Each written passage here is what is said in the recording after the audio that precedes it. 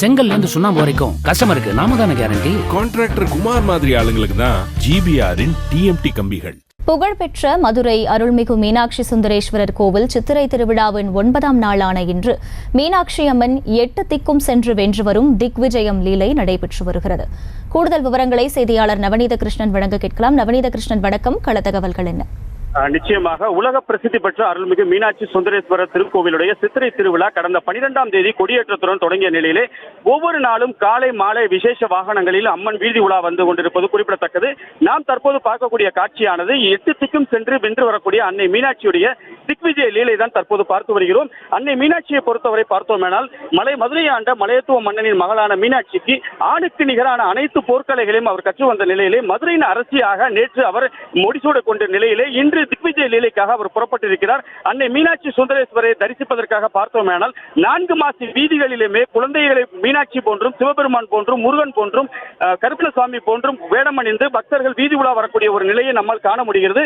குறிப்பாக பார்த்தோமேனால் மதுரையின் அரசியாக இருக்கக்கூடிய மங்கையர்க்கரசி மீனாட்சிக்கு பட்டாபிஷேகம் நடந்தபோது 3 தனங்களுடன் பிறந்த அன்னை மீனாட்சி எந்த மன்னனை பார்க்கும் போது ஒரு தனம் மறைகின்றதோ அவரையே திருமணம் செய்து கொள்வார் என்று மலையத்துவ மன்னன் கூறுகிறான். பட்டாபிஷேகத்திற்கு பிறகு மதுரையிலிருந்து படையுடன் கிளம்பி ஒவ்வொரு திக்கிற்கும் சென்று அவர் போர் புரிகிறார். மீனாட்சி பூமியில் உள்ள ஒவ்வொரு மன்னனையும் வெற்றி கொண்டு கிழக்கு திசையில் அவர் சென்ற போது அமராவதி மன்னனான இந்திரனை மீனாட்சியுடன் போர் புரிகிறார். அந்த போரிலும் மீனாட்சி வீர பராக்கிரமத்துக்கு ஈடு கொடுக்க முடியாமல் பணிகிறான்.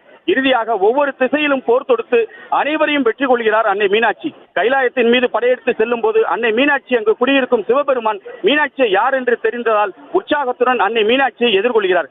படையுடன் வீரம் கொப்பளிக்க நின்று கொண்டிருக்கிறார் அன்னை மீனாட்சி.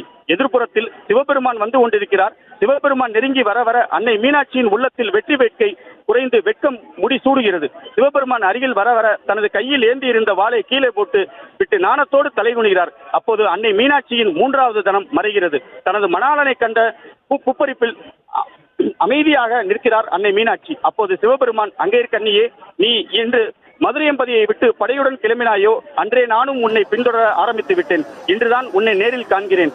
இனிமேல் நீயே என் துணைவி என்று கூறவே அன்னையின் முகம் வெட்கத்தால் சிவந்தது.